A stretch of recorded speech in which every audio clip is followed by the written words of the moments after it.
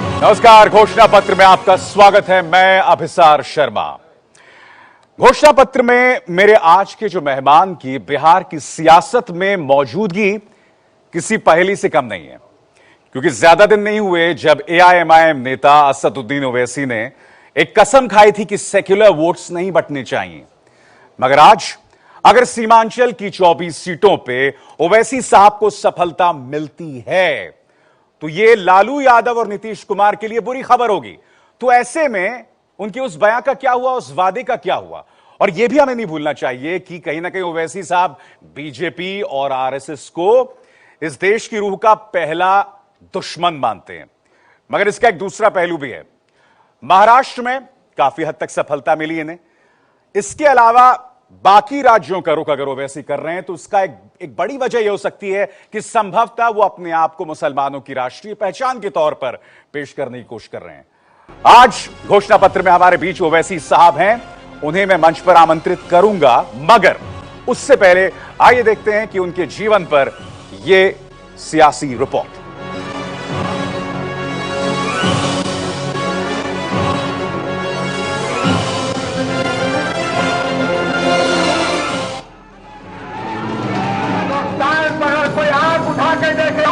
हिंदुस्तान के 14 करोड़ मुसलमान उसकी आंख में उसकी गर्दन को काट देंगे। तमाम हमारे भाइयों से तीखे भाषणों और विवादों को लेकर ये चेहरा अक्सर सुर्खियों में रहा है। ये चेहरा आज मुस्लिम राजनीति का नया चेहरा बनकर उभर रहा है। एआईएमआईएम यानी ऑल इंडिया मजलिसे इत्तेहादुल मुस्लिमीन के अध्यक्ष असदुद्दीन ओवैसी।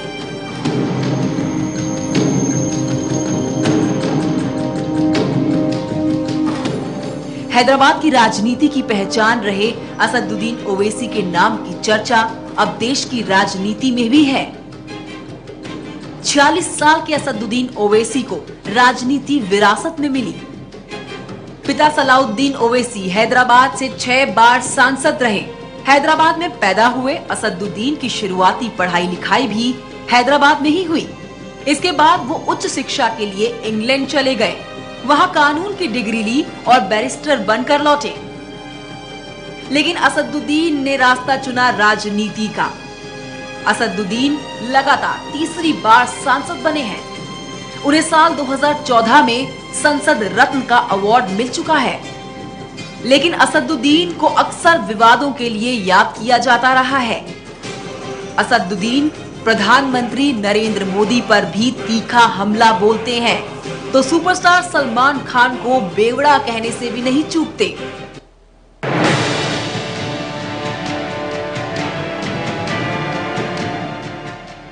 विवाद अपनी जगह, लेकिन सच ये भी है कि हैदराबाद और आसपास ओवैसी की सियासी ताकत का कोई तोड़ नहीं ढूंढा जा सका है। तो इसके पीछे एक वजह यहाँ किए गए विकास के काम भी है। मेडिकल और इंजीनियरिंग कॉलेज से लेकर सड़क, अस्पताल और मोहल्ले की नाली तक हर काम में ओवैसी अपना सीधा दखल रखते हैं। एआईएमआईएम के इस दफ्तर के दरवाजे हमेशा लोगों के लिए खुले रहते हैं और इसीलिए पार्टी का काम जमीन पर नजर आता है। ओवैसी अपने दम पर अपनी पार्टी को आगे ले जा रहे हैं। हैदराबाद से निकलकर ओवैसी महाराष्ट्र में भी मजबूत हो रहे हैं। अब उनकी नजर बिहार, उत्तर प्रदेश और पश्चिम बंगाल जैसे राज्यों पर है।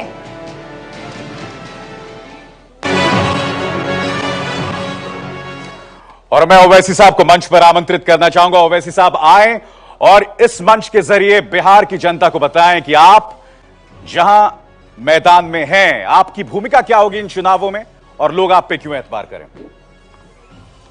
हमारी पार्टी ने बिहार के असेंबली के इलेक्शन में हिस्सा लेने का जो फैसला लिया वो पूरे बिहार के हद तक नहीं है, बल्कि सिर्फ सीमांचल के इलाके के हद तक हम असेंबली इलेक्शन लड़ेंगे।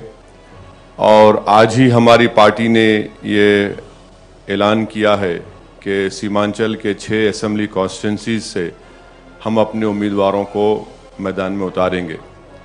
और जहां कहीं भी हमारे कैंडिडेट्स नहीं होंगे, हमने ये साफ और वाज़ेह तौर पर कह दिया है कि बिहार हो, दूसरे हिस्से हों बिहार के या सीमांचल के दूसरे हिस्से हों जहां पर हमारे कैंडिडेट नहीं है, वहां से सेकुलर पार्टी को या सेकुलर कैंडिडेट को कामयाब करिए, बीजेपी को शिकस्त दीजिए। सीमांचल में इलेक्शन हम इसलिए लड़ रहे हैं क्योंकि सीमांचल से इंसाफ नहीं हुआ और सीमांचल की नाइंसाफी के लिए हम कांग्रेस को, आरजेडी को, बीजेपी को और नीतीश को जिम्मेदार ठहराते हैं और सीमांचल की पसमानदगी और डेवलपमेंट के लिए हम इलेक्शन में हिस्सा ले रहे हैं।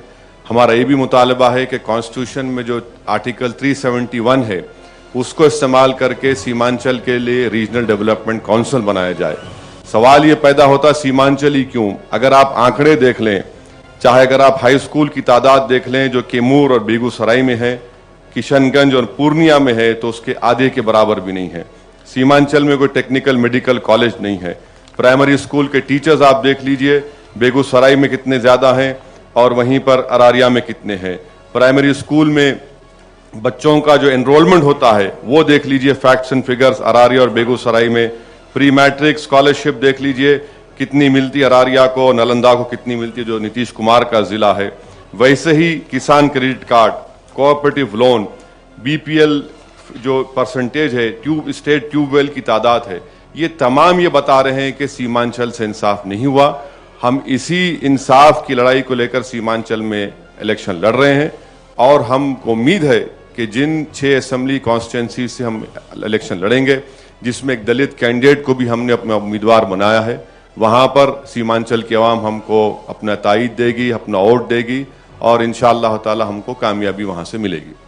बहुत बहुत शुक्रिया। ये स्थान ग्रहण करें ओवैसी साहब और इस माइक का इस्तेमाल कीजिएगा अपने जवाब देने के लिए। तो आइए अब हम रुख करते हैं कार्यक्रम का पहला सवाल। बच्चों को यतीम कर दिया, सुहागों को उजाड़ दिया। अरे इस दरिंदे के खिलाफ कांग्रेस ने कोई कार्रवाई क्यों नहीं की, है मेरा सवाल है। अरे मेरी आंख रोती है। अगर कांग्रेस 2004 में इख्तिलाफ पर आने के बाद अगर इस शख्स को चार्जशीट करती, जेल में डालती, हथकड़ियां पिना देती, तो ये शैतान, ये जालिम हिंदुस्तान का वजीर आजम नहीं होता। ओवैसी साहब, बड़ा सवाल यहां पर यह है कि बिहार के चुनाव हैं और इस तरह के भड़काऊ बयान, जहां अहमदाबाद की मेट्रोपॉलिटन मजिस्ट्रेट ने मोदी को दोष मुक्त कर दिया है। बड़ा प्रश्न ये भी कि सुप्रीम कोर्ट मॉनिटर्ड एसआईटी ने भी उन्हें दोष मुक्त कर दिया है। शैतान और जालिम, क्या इन शब्दों का इस्तेमाल देश के प्रधानमंत्री के लिए किया जाना चाहिए? आप आज अखबार नहीं पढ़े होंगे।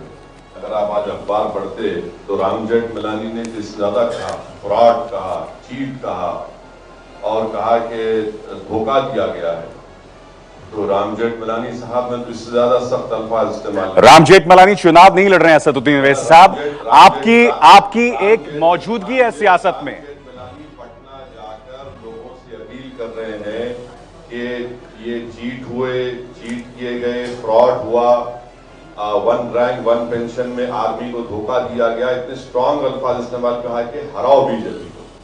अब रहा सवाल, आपने ये कहा कि सुप्रीम कोर्ट की एसआईटी, ये सब बातें आपने कही हैं। देखिए, हमारे मुल्क में जो लीगल सिस्टम है, आज भी जकिया जाफरी केस लड़ रही है। जकिया जाफरी का केस अभी चल रहा है और उसमें उनका मानना ये है, उनका मुतालबा ये है कि उस वक्त के चीफ मिनिस्टर उसमें इन्वॉल्व थे। तीसरी बात यह है कि जो चीफ मिनिस्टर किसी स्टेट का होता है तो उनकी सबसे बड़ी कॉन्स्टिट्यूशनल ड्यूटी ये होती है कि उस स्टेट के रहने वाले बाशिंदों को, चाहे वो किसी मजहब से उसका ताल्लुक हो, जात से ताल्लुक हो, उनकी जान और माल की हिफाजत की जाए। जो उस वक्त की हुकूमत, उस वक्त के चीफ मिनिस्टर उसमें नाकाम साबित हुए। इसीलिए वहां पर 1 नहीं 2 नहीं बल्कि 3000 से ज्यादा लोगों का कत्ल हुआ, करोड़ों ज्यादा नुकसान हुआ। आज भी वो लोग परेशान हैं। तो इसीलिए हमारा मानना ये है कि उस वक्त के चीफ मिनिस्टर अपनी कॉन्स्टिट्यूशनल ड्यूटी में हुए को प्रोटेक्ट करने के लिए, और साथ ही साथ उसकी मिसाल ये भी दी जा सकती है कि माया कोटनानी, बाबू बजरंगी को लाइफ सेंटेंस हुई, प्रोसिक्यूशन उनको फांसी का मुतालबा करना चाहता था, तो उस वक्त के चीफ मिनिस्टर आज के मौजूदा वजीर आजम ने कहा कि अपील मत करिए, लाइफ बरकरार रहिए। और हम क्या देखते हैं कि माया कोडनानी और बाबू बंजरंगी ज्यादा वक्त जेल से बाहर गुजार रहे हैं बनिस्बत के जेल में गुजारने के। इतना हीनियस क्राइम के लिए वो लोग, उनको कन्विक्शन मिला। ओवैसी साहब, बड़ा सवाल यह है कि आप जो तुलना कर रहे हैं राम जेठमलानी की, राम जेठमलानी के अपने दर्द हैं, अपने दर्द हैं उनके। यहां पर क्या आप रूल ऑफ लॉ को स्वीकार नहीं करेंगे? नहीं, रूल ऑफ लॉ को उस वक्त स्वीकार करूंगा जब हमारे लीगल सिस्टम के पूरे अपील सिस्टम को हम एग्जॉस्ट कर लेंगे। शैतान और जालिम, जब मुझे इस शब्द पर आपत्ति है। जब शैतान और जालिम ओवैसी साहब, जब पूरे अपील के जो सिस्टम है उसको एग्जॉस्ट कर लेंगे, उसके बाद भी अगर कोई कहता है कि नहीं ये इसमें अब बिल सही है तो बिल मानना पड़ेगा। ओवैसी साहब, आप जानते हैं आप मेरे सवाल से बच रहे हैं। मैं आपसे पूछ रहा हूं, शैतान और जालिम क्यों? आपको कौन से अदालत का, कौन सी पंक्ति की, कौन सा जो शब्द है जिसमें इसका इस्तेमाल किया? वो ओरल ऑब्जर्वेशन भी याद आ रहा है कि जब सुप्रीम कोर्ट ने गुजरात के ताल्लुक से एक जज ने कहा था कि मिसाल दी थी कि रोम जल रहा था और नीरू बांसुरी बजा रहे थे, वो भी तो अखबारात में आया। तो वो भी वहां पर है। जिस दिन पूरे अपील सिस्टम एग्जॉस्ट हो जाएंगे, यकीनन आप और हम बैठकर बोल सकते हैं कि हाँ अब तो अपील सिस्टम एग्जॉस्ट हो चुका है, अब इसमें कोई लीगली कोई अपील नहीं की जा सकती, तो हम मान लेंगे उस बात को। मगर कॉन्स्टिट्यूशनल ड्यूटी में तो यकीनन वो फेल हुए, मैं ये बात को मानता हूं। चलिए, सवालों के सिलसिले को आप फ्लोर की तरफ ले जाते हैं। पहला सवाल, फिर घूम फिर के वहीं आते हैं शैतान पे। धोखेबाज और शैतान ये दो बहुत विभिन्न शब्द हैं, और शैतान ये आपके धर्म में, हिंदू धर्म में, सभी धर्मों में बहुत बुरा माना जाता है। क्या आपको लगता है कि इस देश का प्रधानमंत्री के प्रति ये शब्द कह के क्या आप राजनीति करना चाहते हैं, या एक ऐसी बात दिखाना चाहते हैं कि आपको इस देश में, कॉन्स्टिट्यूशन में, इस कॉन्स्टिट्यूशन हेड में कोई कतई विश्वास नहीं है? नहीं, देखिए, अल्फाज का इस्तेमाल के ऊपर आप और हम बहस कर सकते हैं, जरूर बहस होनी चाहिए। और मैं तो जब अकबर वापस आएंगे उनसे कहूंगा कि एक मर्तबा वो भी घोषणा पत्र में आ जाए, आपके सवाल का जवाब दें। तीसरी बात यह है कि हिंदुस्तान के वजीर आजम को क्रिटिसाइज करना, इसका कॉन्स्टिट्यूशन से क्या ताल्लुक है? कॉन्स्टिट्यूशन मुझे इस बात की माफ कीजिएगा, सवाल क्रिटिसाइज करने का नहीं है वो साहब, सवाल आरोपित करने का है। उनको शैतान जैसा कार्य किया होता तो मान जाते कि चलो आपने कुछ किया है। आपने उनको शैतान कहा, जालिम कहा।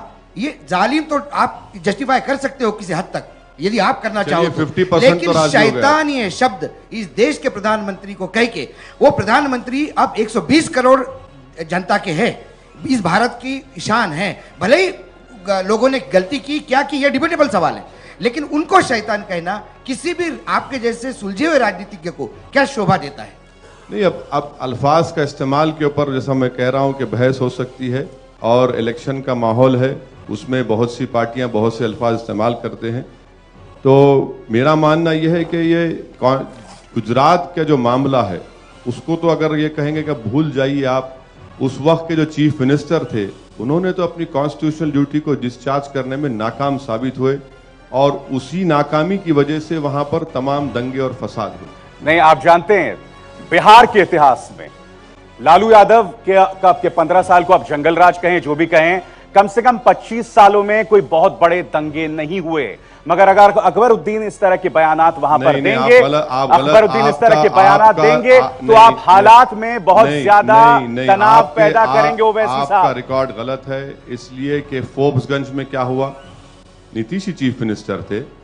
आज मैं आपको कह रहा हूं कि जून इस साल जून तक, 31 जून तक 56 लोगों की मौतें हुई कम्युनल राइट्स में, जिसमें सबसे ज्यादा बिहार में हुई हैं, उसके बाद उत्तर प्रदेश में हुई हैं। भागलपुर के राइट की रिपोर्ट 2005 में नीतीश ने कहा कि भागलपुर की इंक्वायरी कमीशन, 10 साल के बाद आज रिपोर्ट आती है। रिपोर्ट उठाकर देख लीजिए, क्योंकि टाइम इतना नहीं है कि डिटेल में उस पर जाऊं। उसमें कुछ नहीं है, पहाड़ खोदा और चूहा निकला। तो ये भी भागलपुर की कमीशन की रिपोर्ट हमारे सामने है। और अगर आप सोशल इकोनॉमिक इंडिकेटर्स देखेंगे तो वो भी हमारे सामने है। इंडियन एक्सप्रेस की रिपोर्ट्स, कई रिपोर्ट्स हमारे सामने हैं कि इनके दौर में कितने कम्युनल राइट्स हुए, इंसिडेंट्स हुए जिसको जी। रोकने में नाकाम साबित हुए। अगला सवाल। वैसी साहब, मेरा नाम शेष नारायण मैं सिंह जानता है। हूं सर आपको। ज़हीर नसीब मियाँ, आप निहायत ही सोफिस्टिकेटेड और पढ़े लिखे इंसान हैं, आलिम हैं, तालीम दुनिया भर से लेके बैठे हैं। आप मेरी एक सवाल का जवाब दे दीजिए, इस्लाम में शैतान का तसव्वुर क्या है? इस्लाम में सबसे बड़ा जो तस्वुर है वो ये है कि पहले अपने नफ्स को दबाओ, अपने नफ्स को अपने आप पे हावी होने मत दो। और जो शैतान का तस्वुर है वो ये है कि जो आपको गलत रास्ते पर लेकर जाए, जो आपसे गुनाह करवाए, जो आपको इस राह पर लेकर चले कि किसी की तबाही और बर्बादी देखकर आप खुश हों, किसी के मरने को देखकर आप खुश होते हैं। तो मैं तो कोई आलिम नहीं हूं इस्लाम का, मगर जो मैंने अपने बुजुर्गों के पैरों के पास बैठकर सुना वो कह रहा हूं। मगर इसका अगर सही डेफिनेशन चाहिए तो आपको एक स्कॉलर को बुलाना पड़ेगा इस्लाम के, ताकि वो आपको बता सके कि इस्लाम में शैतान का तस्वुर क्या है। मैं जो थोड़ा बहुत समझा हूं आपको बता रहा हूं।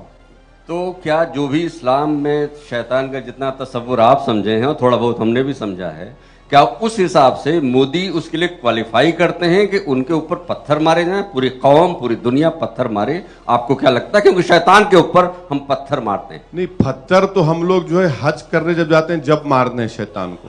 यहां पर सियासत में हराना जरूरी है, सियासत इलेक्शन में उनको वोट से हराना जरूरी है, और अपने चीजों को आवाम के सामने रखकर, ताकि जमहूरियत में आवाम उसका फैसला कर सके। नहीं, मगर आपने मेरे सवाल का जवाब नहीं दिया कि बिहार के चुनावों में गुजरात के दंगों का जिक्र क्यों?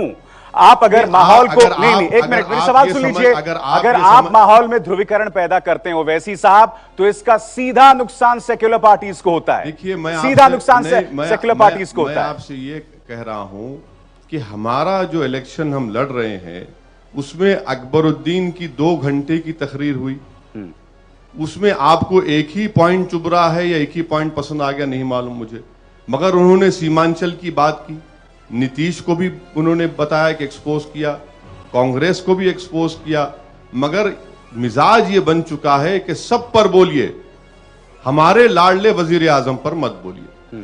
ये तो नहीं हो सकता है ना जमहूरियत में कि सब पर बोला जा सकता है मगर उनको क्रिटिसाइज मत करिए।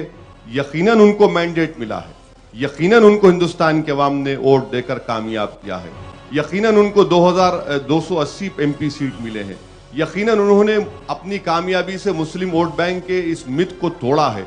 मगर क्या गुजरात को हम भूल जाएंगे? ओवैसी साहब, एक मिनट, आलोचना करना और किसी के लिए शब्दों का इस्तेमाल करना जो गरिमा की लक्ष्मण रेखा के बाहर हैं, उसमें बहुत बड़ा फर्क है। आप जब ऐसे शब्दों का इस्तेमाल करते हैं तो आप भड़काते हैं लोगों को, उनके समर्थकों को भड़काते हैं। और ऐसा नहीं, इतिहास अकबरुद्दीन ओवैसी का, मैं नहीं समझता, क्या अकबरुद्दीन ओवैसी का इतिहास नहीं है ओवैसी साहब? मैं देखिए, आवाम अक्लमंद है, आवाम जानती है कि किसको किस तरह से वोट देना नहीं देना। हमारा काम हम सामने रखेंगे, पसंद नहीं आएगा तो हमको हरा देंगे जी, पसंद आएगा जिता देंगे जी। एक और सवाल लेते हैं। ओवैसी साहब, मेरा नाम संगीता तिवारी है, मैं एबीपी न्यूज से हूँ। मेरा आपसे ये सवाल है, आप खुद मानते हैं कि संविधान को, देश के संविधान को आप मानते हैं? अभी आपने कहा कि अगर टेक्निकली जाएं तो जो लीगल ऑप्शंस हैं वो एग्जॉस्ट हो चुके हैं। नहीं हुए, आपने खुद कहा कि टेक्निकली अगर माने तो हो चुका है। नहीं हुए, मैंने कहा नहीं हुए। जहां पर हो जाएंगे एग्जॉस्ट, जब हम बराबर कह सकते हैं कि क्लीन चिट दिया जा चुका है, नहीं दिया जा चुका। अपील देखिए, ऐसा नहीं, जकिया जाफरी अपील कर रही है, लीगल सिस्टम में अभी अपील बाकी है, सुप्रीम कोर्ट में भी अपील होगी। अगर जकिया जाफरी फेल होगी, वैसी साहब अभी तक जो लीगल सिस्टम, जो ऑप्शंस एक्सप्लोर किए गए, वहां पर क्लीन चिट मिल चुका है। और जालिम और शैतान शब्द वैसे में इस्तेमाल करना कितना सही है उस व्यक्ति के लिए जिसे एसआईटी ने, जो सुप्रीम कोर्ट मॉनिटर करी थी, उसने क्लीन चिट दिया है? तो क्लीन चिट कोर्ट तो नहीं दिया है, एसआईटी। जिस दिन लीगल अपील का पूरे सिस्टम एग्जॉस्ट हो जाएंगे मैं आपकी बात को ऑन चैनल आके कहूंगा हाँ बिल्कुल सही है, अपील सिस्टम एग्जॉस्ट हो चुकी है, मगर तब तक आप देश के प्रधानमंत्री के लिए इस तरह के शब्दों को सही देश ठहराएंगे, के शैतान शब्द को? जब तक लीगल सिस्टम में अपील की गुंजाइश है, उस वक्त तक मिस्टर नरेंद्र मोदी पहले तो कॉन्स्टिट्यूशनली जिम्मेदार हैं, जहां पर गड़बड़ हुई 2002 में, मगर शब्द की बात नहीं, शब्द की बात या दूसरी बात जो भी होगी जी, जिस दिन लीगल सिस्टम उनको पूरा एग्जॉस्ट हो जाएगा अपील का, उसके बाद आप मुझे बुला, मैं कहूंगा हाँ बात सही है। चलिए, और अब हम रुक करते हैं कार्यक्रम के अपने दूसरे बड़े सवाल का।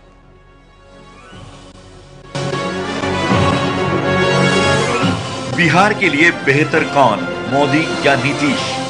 बिहार ने सामंतवाद भी देखा है, पूंजीवाद भी देखा है, और बिहार ने वंशवाद भी झेला है। सब कुछ प्रयोग आप कर चुके हो। एक बार मेरे भाइयों बहनों, आप विकासवाद को वोट कीजिए। अब वो दिन दूर नहीं है कि भाजपा के लोग ग्राम पंचायत का चुनाव भी उन्हीं के नेतृत्व में लड़े। ओवैसी साहब, नीतीश कुमार ने काफी हद तक बिहार की छवि को सुधारने की कोशिश की है। बीजेपी उसके साथ ही 7.5 साल, दोनों ही उस विकास में अपना योगदान देने की कोशिश करते हैं। बेहतर विकल्प कौन है, नीतीश या बीजेपी बिहार के लिए? नहीं, दोनों एक सिक्के के दो रुख हैं, मगर जरूरत इस बात की है कि पहले सीमांचल में हमारे कैंडिडेट्स को कामयाब करना, उसके बाद बीजेपी को शिकस्त देना, यह हमारा ऑफिशियल स्टेटेड पॉलिसी है। एक सवाल। ओवैसी साहब, मैं अनिल आनंद हूं, सहाफी हूं दिल्ली से, और एक शेर की मार्फत अपना सवाल शुरू करता हूं कि नजर उनकी, ज़बां उनकी, मैं किसको मोहतबर मानूं, नजर कुछ और कहती है, ज़ुबां कुछ और कहती है। आपका केस कुछ मुझे ऐसा ही लगता है, चाहे आप जो मर्जी कहें, आप कहीं ना कहीं नरेंद्र मोदी साहब की मदद करते नजर आ रहे हैं।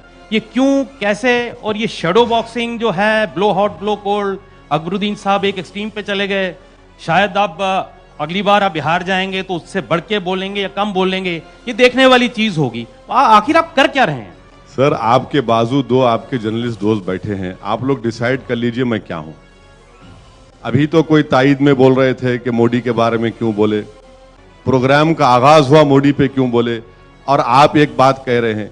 तो मुझे नहीं लग रहा है कि आप लोगों में कुछ जुगलबंदी नहीं दिख रही मुझे। नहीं, देखिए, इसमें कोई एक मिनट सुनिए, इसमें विरोधाभास नहीं है। नहीं, जर्नलिस्ट व्यू पॉइंट सवाल आप कर रहे हैं, मैं जवाब दे रहा हूं। तो एक ही प्रोग्राम में एक इल्जाम मुझ पर ये लगता है, एक ही प्रोग्राम में एक इल्जाम मुझ पर ये लगता है, तो अब मैं कितने इल्जामात का जवाब दूंगा? अच्छा, सवाल ठीक है, आप सवाल, अल्फाज को वापस सवाल कर रहे हैं, मगर सवाल एक ही, दो सवाल हो जा रहे हैं कि एक तो बीजेपी की तायद में है, एक मुखालिफत में है, एक मोदी की मुखालिफत में है या मोदी की तायद में है।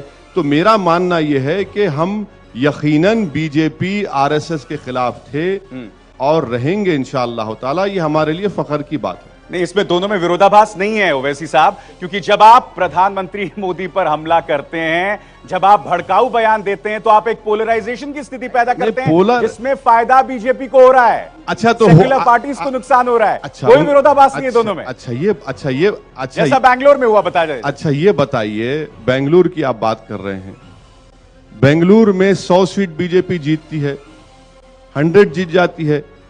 कांग्रेस और जेडीयू कितने जीतते हैं? मैं दिल्ली इलेक्शन नहीं लड़ा, कांग्रेस हार गई।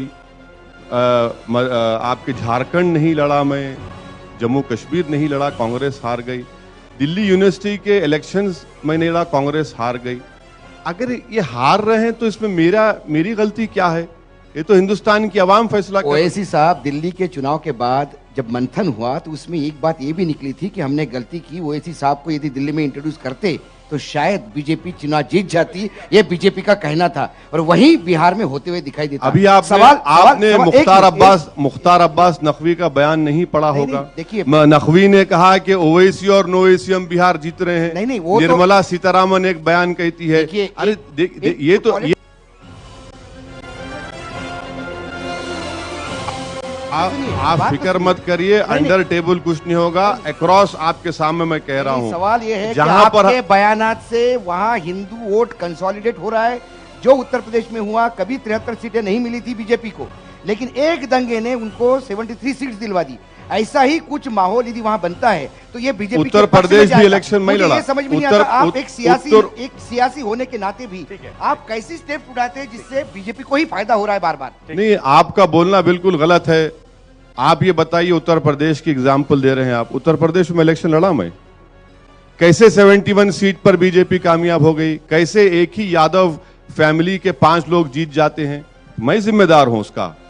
मुसलमान आजादी के बाद से पहली मर्तबा उत्तर प्रदेश में नहीं जीता, इसका जिम्मेदार मैं हूं। आज हिंदुस्तान की पार्लियामेंट में सिर्फ 23 मुसलमान एमपी हैं, इसका जिम्मेदार मैं हूं। आज बिहार में 42% लिटरेसी रेट है, उसका जिम्मेदार मैं हूं। आज बिहार में मुसलमानों की आबादी 17% और एनसीआरबी का डेटा कहता है कि 18% जेल में, इसका जिम्मेदार मैं हूं। हम इन हुकूक की लड़ाई को लड़ रहे हैं तो इसको, और हम नागाज से पीस डील करते हैं सर, हथियार डालो और इलेक्शन लड़ो। मैं इलेक्शन लड़ रहा हूं तो लोग कह रहे हैं कि क्यों लड़ रहे हैं जी, जमहूरियत क्या मजाक बन के रह जाएगी? इंडिया एक हेटेरोजेनस कंट्री है, याद रखिए। जितने फेथ, जितने प्रैक्टिसेस यहां पर दुनिया में कहीं नहीं है, तो जाहिर है क्या पॉलिटिकल जमीन सुकड़ के रह जाएगी कि एक दो ही ग्रुप होगा, 2 अलायंस होगा जी? नहीं हो सकता ऐसा हिंदुस्तान में। चलिए अब हम रुक करते हैं कार्यक्रम के अगले सवाल, और जिसका जिक्र अभी हो भी गया था कि क्या सेक्युलर मोर्चे का वोट काटने का काम तो नहीं कर रहेंगे ओवैसी। देखते हैं।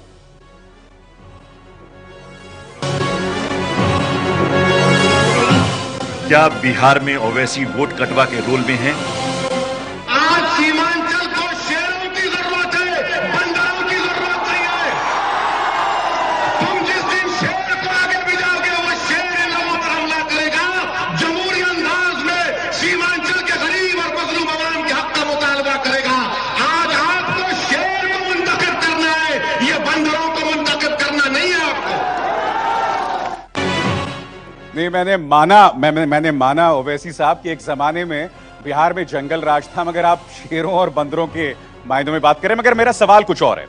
आप कहते हैं कि साहब मेरी जिम्मेदारी नहीं है अगर सेक्युलर मोर्चा का वोट कट रहा है, मेरे पे ठीकरा क्यों फोड़ा जा रहा है। मैं आपको एक चीज बताना चाहता हूं, आपकी वेबसाइट AIMIM.in ये आपकी आधिकारिक वेबसाइट नहीं है?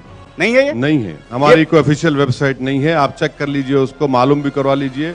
सर्विस प्रोवाइडर्स हमारी कोई ऑफिशियल वेबसाइट नहीं है, क्योंकि ये ये बहुत से वेबसाइट्स खोल ली, हमारी कोई वेबसाइट नहीं है। तो आप ये कह रहे हैं कि अख्तरुल इमान आपके चेहरे हैं कि नहीं AIMIM के जी? हाँ, अख्तरुल इमान ने 2014 में जानबूझकर चुनाव नहीं लड़ा था क्योंकि वो नहीं चाहते थे सेक्युलर वोट कटे, और यही वजह था कि हक साहब जीते थे सीमांचल में। गलत। आज विडंबना देखिए ओवैसी साहब की, वो मैदान में हैं आपका चेहरा बन के।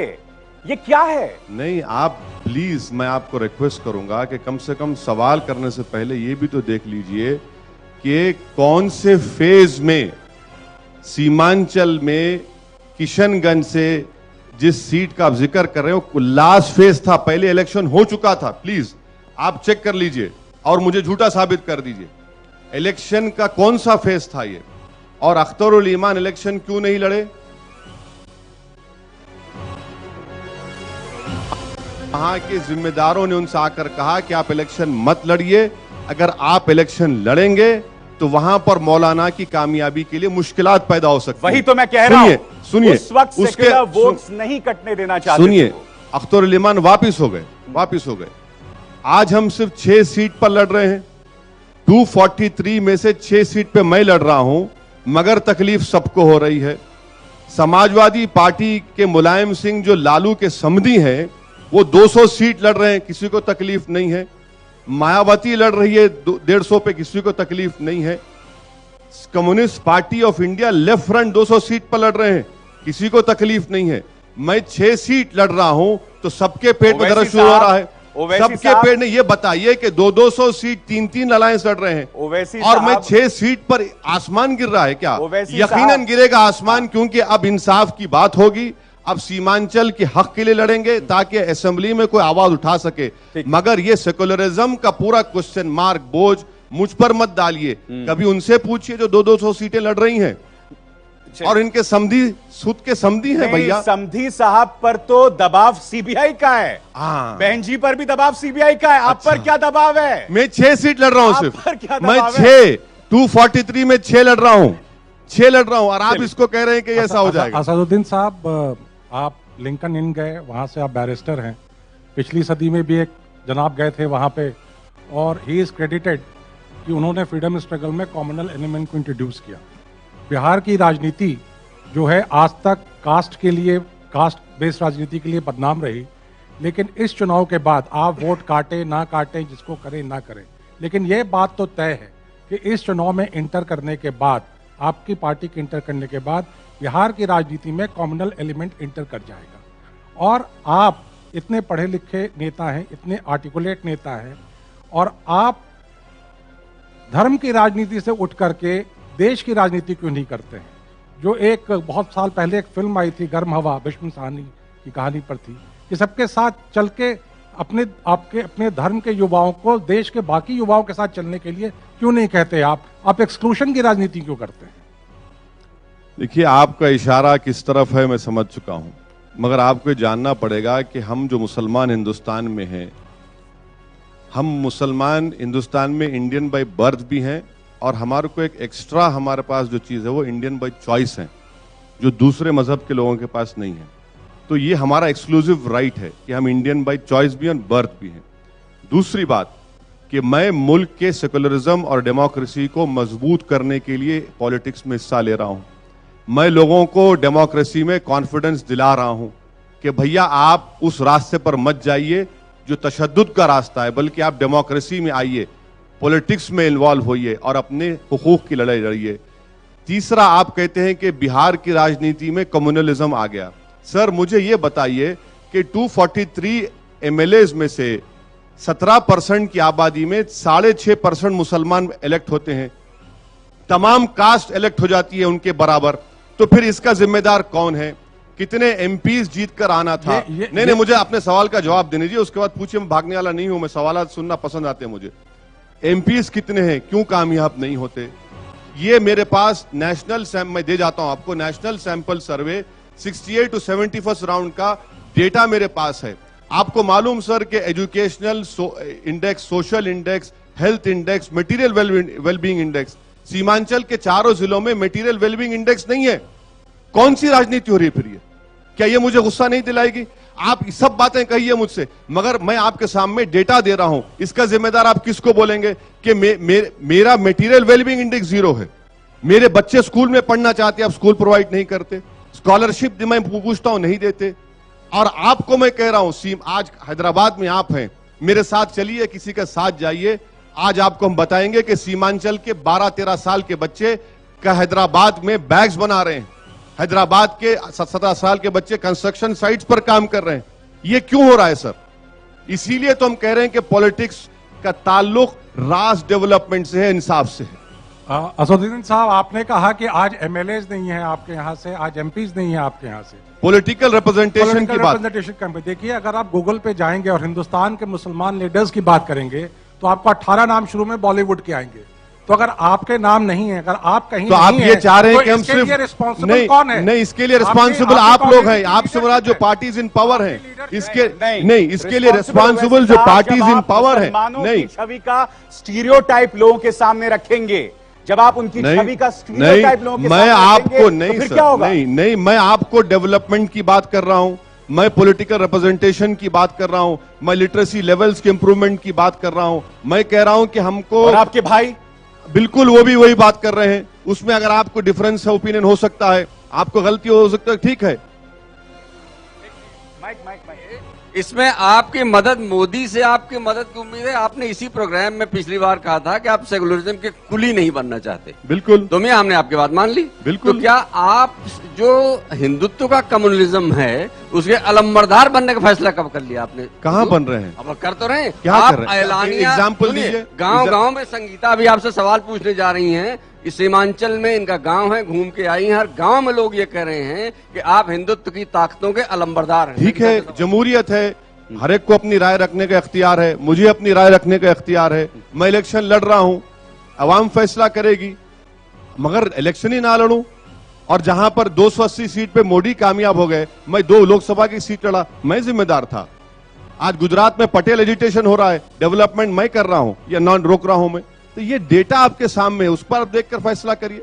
ओवैसी साहब जो एक सेकंड, मैं माइक लेके आ रहा हूं, एक मिनट। हाँ, मेरा नाम अच्युतराव है।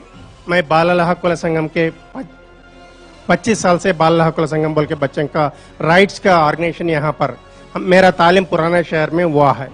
मैं अभी एक मुद्दा बोला है, मैं कहीं ना कहीं अपने पुराने शहर में देख चुका हूँ। जो भी बच्चे आ रहे हैं बिहार से और गुजरात से और कई लोगों से यहाँ से वर्षा पे आ रहे हैं, हम जब रेस्क्यू कर रहे हैं, वहाँ की सियासती लोग क्यों हमारे बीच में आकर ये हमारे को ये रेस्क्यू में हमारे के हर्डल क्यों बना रहे बोल के। सियासी लोग से क्या मतलब है? ओवैसी साहब की पार्टी सियासी तो वैसे के लिए पुराने शहर के जो भी है, मैं सियासत से थोड़ा हटकर बात कर रहा हूँ। जो भी ओवैसी साहब का सियासती होगा, दूसरे के सियासती होगा, पुराने शहर में बच्चों के इतने परसेंटेज कम है पढ़ाई में, सब में बच्चे पूरे को बेरोजगारी है, लेकिन बच्चों को तो पूरा रोजगारी है। क्यों ऐसा हो रहा है? मगर आप एक बात मान तो रहे ना कि बिहार के बच्चे काम कर रहे चाइल्ड लेबर में, मान रहे ना? ठीक है। अगला सवाल। ओवैसी साहब, हमने जो अपने उसमें एक हेडर डाला है कि वोट कटवा है, दरअसल ये शब्द मुझे बिहार के गांव में घूमते हुए कई मुस्लिम इलाकों में आपके लिए सुनने को मिला। लोगों में आपको लेकर उत्साह से ज्यादा ये बात थी कि ओवैसी साहब आखिर ये चुनाव क्यों लड़ रहे हैं, किसके लिए लड़ रहे हैं, अगर वो वोट काट रहे हैं तो किसके लिए काट रहे हैं। ये मुझे अमूमन जिस भी मुस्लिम इलाके में मैं गई, ये सवाल मेरे सामने आया। आपसे जवाब चाहूंगी, किसके लिए वोट काट रहे हैं आप? नहीं, वोट नहीं काट रहे हैं, वोट ले रहे हैं सीमांचल के डेवलपमेंट के लिए, सीमांचल के इंसाफ के लिए। 6 सीट लड़ रहे हैं तो इतनी तकलीफ किसको हो रही है? जो 200 सीट लड़ रहे हैं, जो 150 सीट लड़ रहे हैं, उनको तो आपको डिक्शनरी में अलग लफ्ज ईजाद करना पड़ेगा। 6 सीट पर इतना तकलीफ अगर हो रही है तो फिर जो 200 नहीं, मैं जवाब दे रहा हूं सर, आपको क्यों पर्सनली मैं बोलूंगा, आप तो सीनियर सहाफी हैं, आप लोग मोअज़्ज़िज़ लोग हैं। ठीक है मैडम, हम तो 6 सीट लड़ रहे हैं, 6 सीट लड़ रहे हैं, लड़ने दीजिए हमको, ठीक है, डेमोक्रेसी है। ओवैसी साहब, कुछ युवा हैं हैदराबाद के, उनके सवाल लेते हैं। नमस्कार, मेरा नाम जितेश पांडे है। सर, आपने बताया था कि आपने अररिया, पूर्णिया, किशनगंज को इसीलिए चुना क्योंकि वे जिले विकासग्रस्त है, परंतु ऐसे कई जिले हैं जैसे कि सहरसा, मधेपुरा, सीतामढ़ी, उनको भी विकास की उतनी जरूरत है। फिर आपने उन जिलों को क्यों नहीं चुना? क्योंकि देश का यह मानना है कि आपने उन जिलों को चुना इसीलिए चुना क्योंकि वे वहाँ की आबादी मुस्लिम ज्यादा है, वहाँ की आबादी। नहीं, ये 6 सीट लड़ रहे हैं तो इतना आसमान सर पे गिर रहा है भाई। अगर 25 लड़ते तो क्या हो जाता नहीं मालूम। लड़ेंगे इंशाल्लाह, तो शुरुआत है। पहले 6 से आगाज करें, पूरा बिहार कवर करेंगे इंशाल्लाह, देखेंगे मुस्तकबिल। एक और सवाल लेते हैं यहीं के युवा से। नमस्ते सर, मेरा नाम नेहा जोशी है। मेरा सवाल आपसे ये है कि आपने अब पहली बार बिहार में इलेक्शन लड़ रहे सीमांचल से 24 सीटों के लिए। नहीं, 6, उसमें 6 अच्छा, 6 सीटों के लिए अब इलेक्शंस लड़ रहे हैं। और वहाँ की अगर वहाँ की पॉपुलेशन देखी जाए तो बिहार में सिर्फ 16.5% मुस्लिम्स की पॉपुलेशन है। तो आपको लगता है कि आप जीत पाओगे? क्योंकि जिस तरह से आप भड़काऊ भाषण देते हो, दूसरी पार्टी, स्पेशली हमारे मोदी जी, हमारे प्राइम मिनिस्टर, उनके खिलाफ काफ़ी अपशब्द इस्तेमाल करते हो, आपको लगता है कि लोग आपको वोट देंगे और आपको अपना उम्मीदवार देखना पसंद? इंशाल्लाह कोशिश करेंगे हम लोग, चाहे कुछ भी अपनी बात को रखेंगे और इसमें आवाम फैसला करेगी वोट डालना नहीं डालना। हम सीमांचल के डेवलपमेंट की बात कर रहे हैं और सीमांचल अंडर डेवलप है। बिहार में पूर्णिया डिवीजन सबसे बैकवर्ड है, तो उसके ऊपर आवाम फैसला करेगी। और आइए अब रुक करते हैं हमारे कार्यक्रम के अगले सवाल का कि क्या भड़काऊ भाषण देकर बांटने की कवायद है? क्या भड़काऊ भाषण देकर बांटने की कोशिश कर रहे हैं? अरे इस दरिंदे के खिलाफ कांग्रेस ने कोई कार्रवाई क्यों नहीं की है, मेरा सवाल है। अरे मेरी आंख रोती है। अगर कांग्रेस 2004 में इख्तियार पर आने के बाद अगर इस शख्स को चार्जशीट करती, जेल में डालती, हथकड़ियां पिना देती, तो ये शैतान, ये जालिम हिंदुस्तान का वजीर आजम नहीं होता। आप जानते हैं, मैं जानता हूं इस पर चर्चा हो चुकी है ओवैसी साहब, मगर इसकी प्रासंगिकता और इसलिए बढ़ रही है, यह चिंता का सबब इसलिए है क्योंकि दादरी की गूंज अब न सिर्फ उत्तर प्रदेश बल्कि बिहार तक भी सुनाई दे रही है। आप वहां गए, आपके जाने को संगीत सोम मुद्दा उठा रहा है वो शख्स जिसने एक तरह से धज्जियां उड़ा दी वहां कानून की, वो शख्स जो कि निहायत ही विवादास्पद बयान दे रहा है, और आप एक तरह से उसके समकक्ष दिखाई देने की कोशिश कर रहे हैं, कम से कम अकबरुद्दीन उनके समकक्ष दिखाई देने की कोशिश कर रहे हैं सियासत के दूसरे हिस्से में, दूसरे सिरे में। कहां दादरी और कहां ले जाकर आप मिला रहे बिहार में? दादरी में जो हुआ वो तो बदतरीन वाकया हुआ, और मैं गया हूं, मैं हिंदुस्तान का एमपी हूं, मैं हिंदुस्तान में कहीं भी जा सकता हूं, और मैं गया वहां पर इसलिए कि कई पार्टीज जो थी वो डिस्क्रीट साइलेंस मेंटेन कर रही थी। मैं इसलिए गया क्योंकि वजीर आजम प्राइम मिनिस्टर मोदी आशा भोसले के बेटे की मौत के ऊपर ट्वीट करते हैं, उनको पुरसा देते हैं, मगर इतना बड़ा वाकया हुआ, एक आदमी जो इंडियन एयरफोर्स में कॉर्पोरल है वहां पर काम करता है, उसके बाप को घसीटते मारकर फेंक दिया गया, हमारे प्राइम मिनिस्टर ट्वीट नहीं करते। मैं गया वहां पर और मैं जाकर क्या कहा, मैंने कहा कि इंसाफ होना चाहिए, जो खातिए गिरफ्तार होना चाहिए, तो इसमें तकलीफ दे बात क्या है, ऑब्जेक्शनेबल बात क्या है? ओवैसी साहब और वहां पर गया मैं। अब आप उत्तर प्रदेश की बात कर रहे हैं, उत्तर प्रदेश में तो मुझे 12 मरतबा परमिशन देकर कैंसिल कर दिया गया, मुझे एक पब्लिक मीटिंग करने की इजाजत नहीं दी जा रही है, और मैं एबीपी प्रोग्राम में एक अनाउंसमेंट कर रहा हूं, उसको आप कैरी भी कर लीजिए कि उत्तर प्रदेश में अब जब 2 बाई इलेक्शन होंगे मैं उसमें लड़ूंगा। इसलिए लड़ूंगा क्योंकि जब मुलायम सिंह मुझे उत्तर प्रदेश में पब्लिक मीटिंग करने की परमिशन नहीं दे रहे हैं, मैं देखता हूं कि कैसे रोकेंगे मुझे इलेक्शन कमीशन ऑफ इंडिया। जब पब्लिक के तहत इलेक्शन होगा तो उनको मुझे परमिशन देना ही पड़ेगा उन 2 असेंबली कॉन्स्टिट्यूंसी से, 1 महीना 2 महीने में होंगे, मैं लड़ूंगा इलेक्शन वहां पर जाकर। तो दादरी का जो वाकया है, एक मिनिस्टर, कल्चरल मिनिस्टर कहता है एक्सीडेंट, एक उनका एक्स एमएलए कहता है कि नहीं गलती हो गई, खून नहीं खोलेगा, और फिर हमारे कल्चरल मिनिस्टर बोलते कि देखिए मार रहे थे तो हाथ पे फ्रैक्चर नहीं है, सर पर फ्रैक्चर है, बच्ची को कुछ नहीं हुआ, वो बच्ची शाइस्ता से मैं मिला हूं, उसके अल्फाज में दोहरा नहीं सकता उससे क्या जुल्म हुआ वहां पर। तो वहां पर जाने से क्या हुआ, वहां पर जाना जरूरी था ताकि उन लोगों के बहते आंसू को पहुंचा जा सके। एक मिनट, एक और सवाल।